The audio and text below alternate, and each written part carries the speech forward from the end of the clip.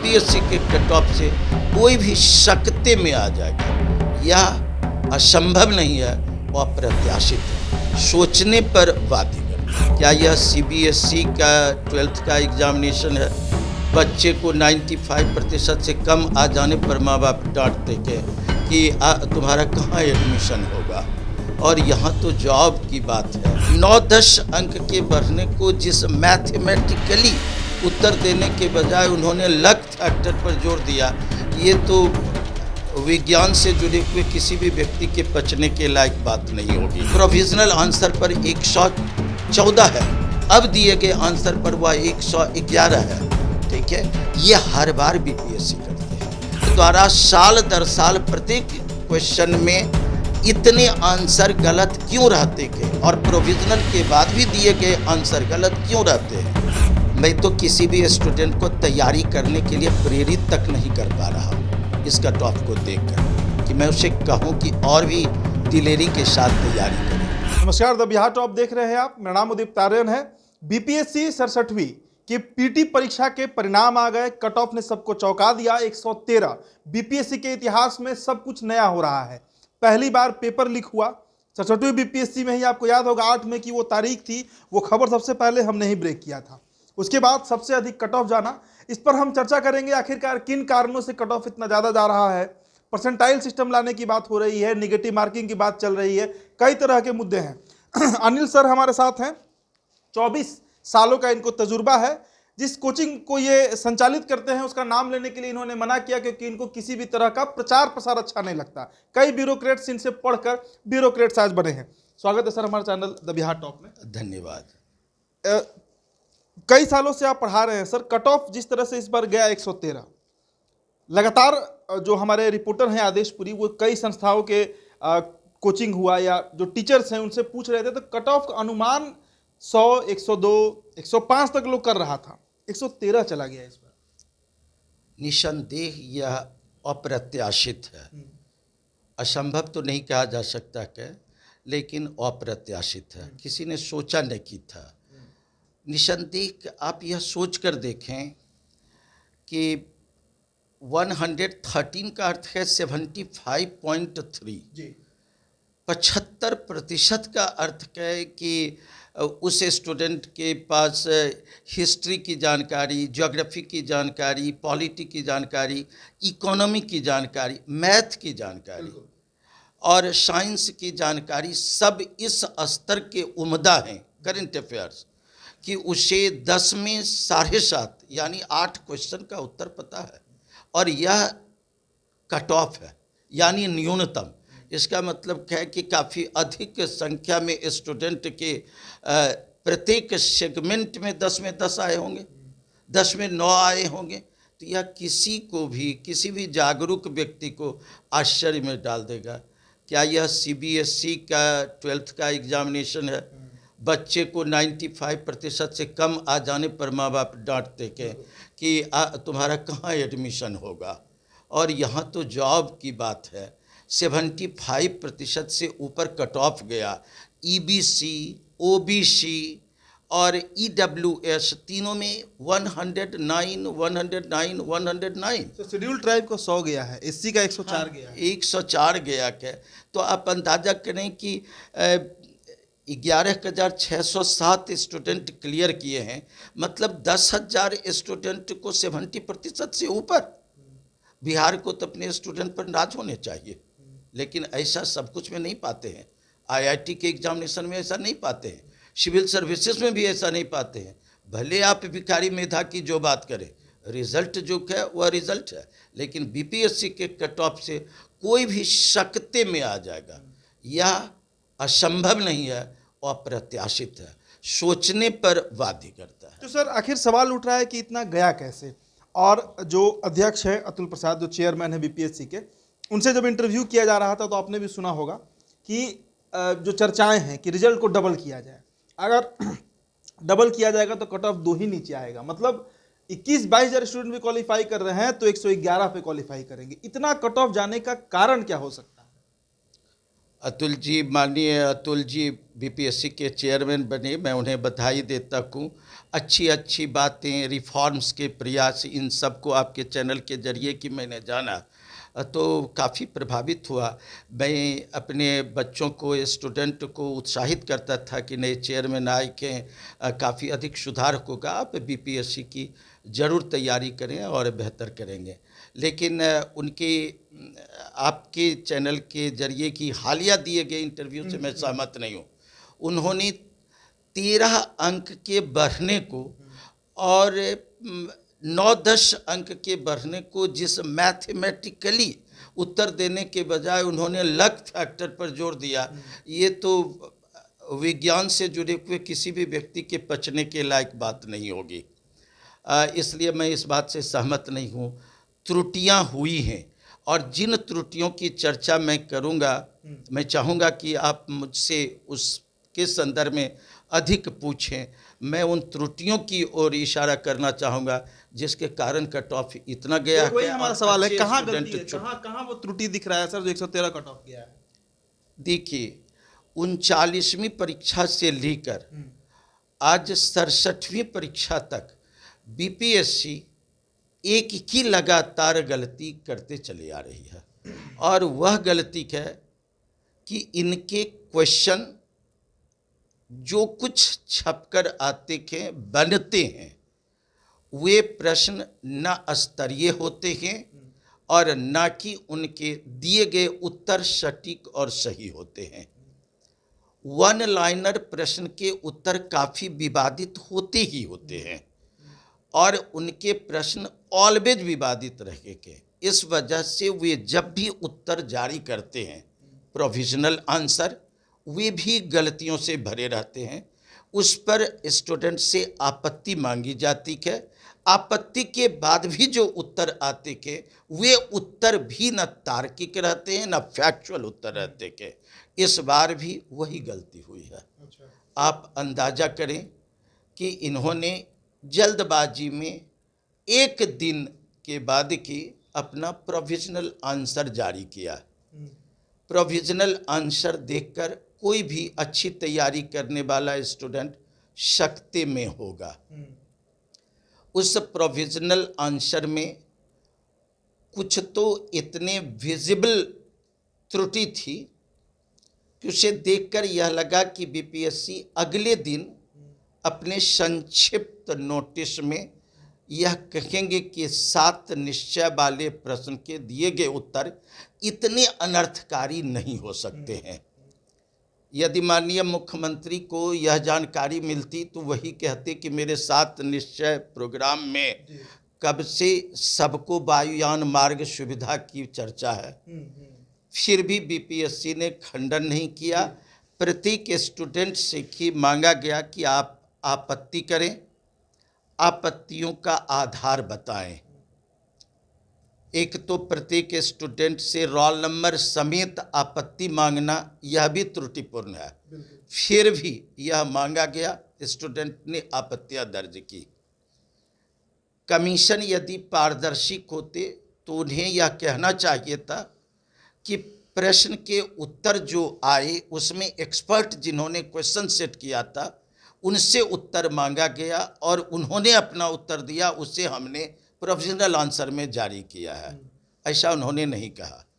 Student ने answer दिया, आपत्ति का आधार दिया।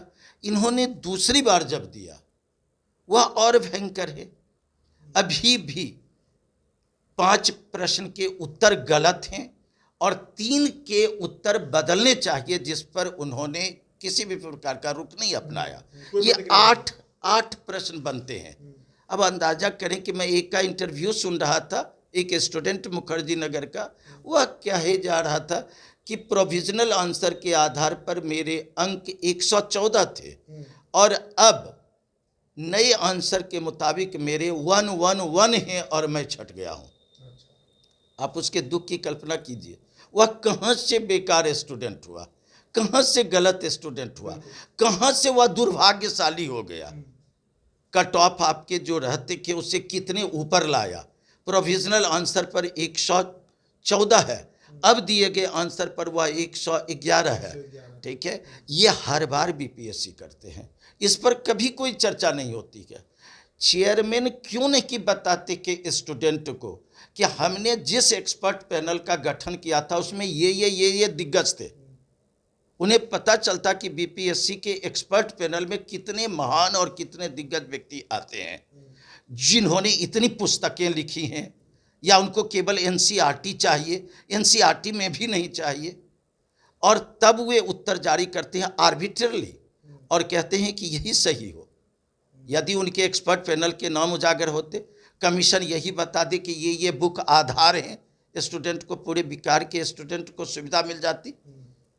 कमाल की कि स्टूडेंट आंदोलन करते थे परसेंटाइल के आधार पर, स्टूडेंट आंदोलन करते थे कि सेंटर सही जगह पर हो, स्टूडेंट आंदोलन करते कि वैकेंसी बढ़े, जबकि मूल चीज़ पर स्टूडेंट आंदोलन नहीं करते, अपनी बात को नहीं रखते हैं कि आपके द्वारा साल दर साल प्रत्येक क्वेश्चन में इतने आंसर गलत क्यों रहते थे और प्रोविजनल के बाद भी दिए गए आंसर गलत क्यों रहते हैं।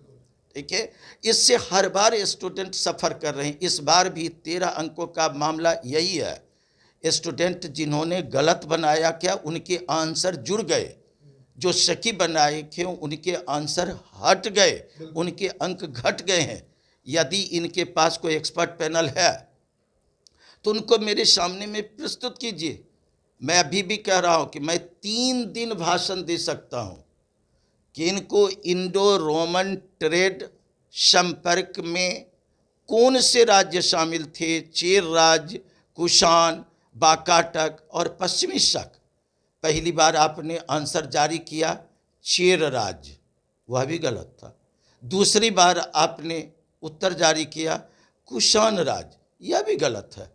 सच आंसर तो यह क्या कि चेरा और कुषाण दोनों ने इंडो रोमन ट्रेड कॉन्टैक्ट कायम किया। आप कितने आंसर इसका चाहोगे? मैं 3 दिन इस पर किसी भी देश के किसी भी ऑडिटोरियम में खड़े होकर इस पर भाषण लगातार दे सकता हूं कि दोनों के लिए आंसर होना चाहिए था, लेकिन आपने प्रोविजनल आंसर जारी करके चेर वाले को खुश किया, कुषाण वाले को दुखी बनाया। दूसरी बार आपने कुषाण वाले को खुश किया, चेर वाले को दुखी बनाया, जबकि सच यह है कि चेर और कुषाण दोनों थे, आंसर उसका ई होता। यदि 1 अंक से कोई छट रहा है तो वह 1 अंक मेरे ही स्टूडेंट का होगा, XYZ न्यूट्रल स्टूडेंट का होगा जो छट गया। ऐसे कि आपके इसमें ढेरों है। प्रधानमंत्री कृषि सिंचाई योजना, उनके पास प्रूफ दिया जा रहा है कि कुएं के निर्माण पर कितना खर्च हुआ, ये देखिए बजट में।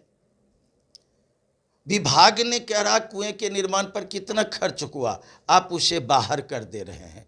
बेंटिक को आप बता रखे हैं कि दास प्रथा का इन्होंने उन्मूलन किया, 1843 दास प्रथा का उन्मूलन लिखा हुआ, एबॉलिशन ऑफ स्लेवरी एलन बरो के समय में, न कि बिल्कुल लॉर्ड विलियम बेंटिक के समय में।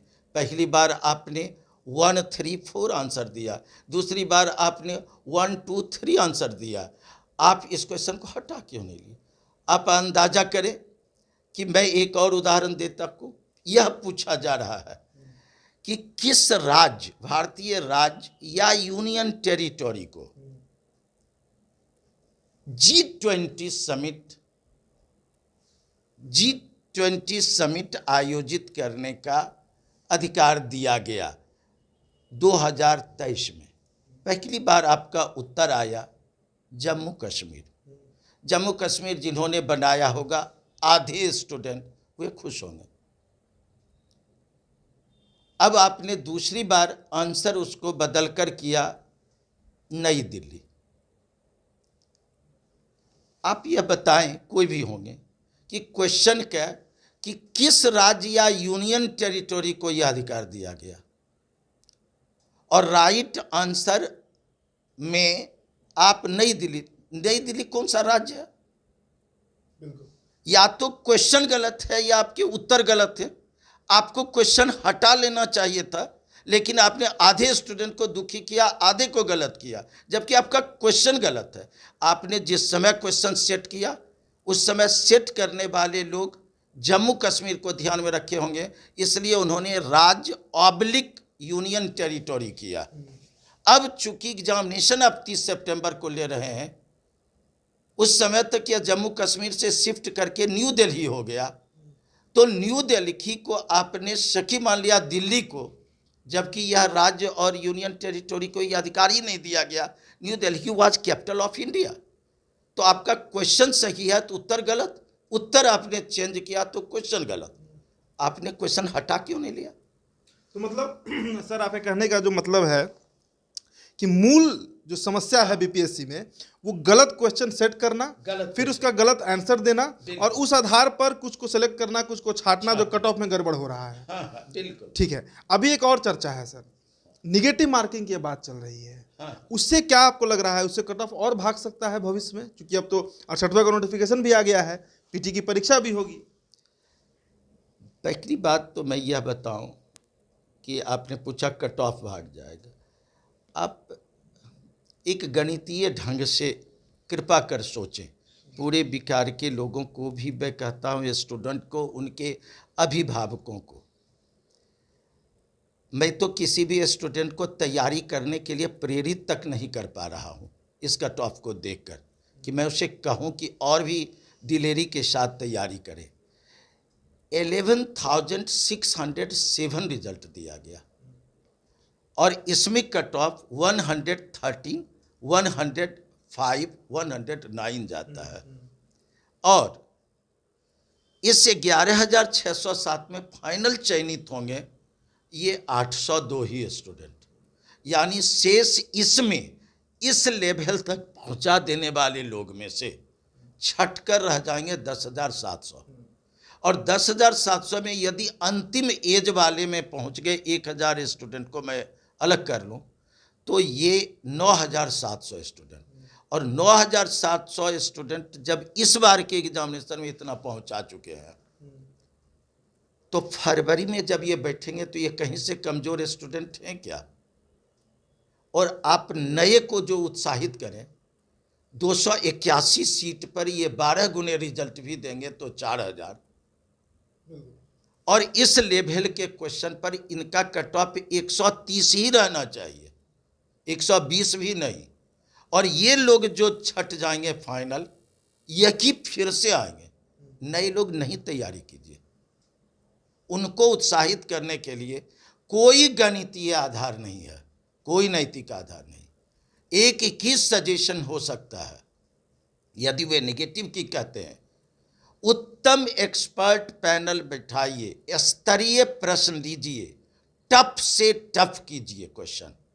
वन लाइनर क्वेश्चन अनर्थकारी है, वन लाइनर क्वेश्चन अनर्थकारी है, उसके उत्तर एक एक से अधिक होंगे और वे विभाजन पैदा करेंगे। क्वेश्चन को स्तरीय बनाइए, स्टैंडर्ड व्यक्ति से क्वेश्चन लीजिए और निगेटिव भी जरूर डालिए, ये असर करेंगे। अच्छे स्टूडेंट ही आएंगे। और निगेटिव 50 और 25 में मत कीजिए, निगेटिव ही कर दीजिए पूरे के पूरे जितने की क्वेश्चन, और उसमें वन लाइनर कम रखिए। आप क्वेश्चन बिल्कुल ही स्तरीय रखिए, कम से कम बेहतर स्टूडेंट आ सके। मैं यह नहीं कहता हूं कि जो आए वे बेहतर नहीं है, काफ़ी मेधावी होंगे, काफ़ी तेज होंगे, लेकिन दुखद यह है कि जो छट गए वे गलत नहीं थे और वे काफ़ी मेधावी थे और वर्षों से वे शिकार हो रहे हैं। उनके आंसू पोंछने के लिए कारण नहीं बन पा रहे हैं। उन्होंने भारी मेहनत की, कई वर्ष की तैयारी के बाद यह एक रिजल्ट आता है। उसमें आप तार्किक रूप से सोचिए।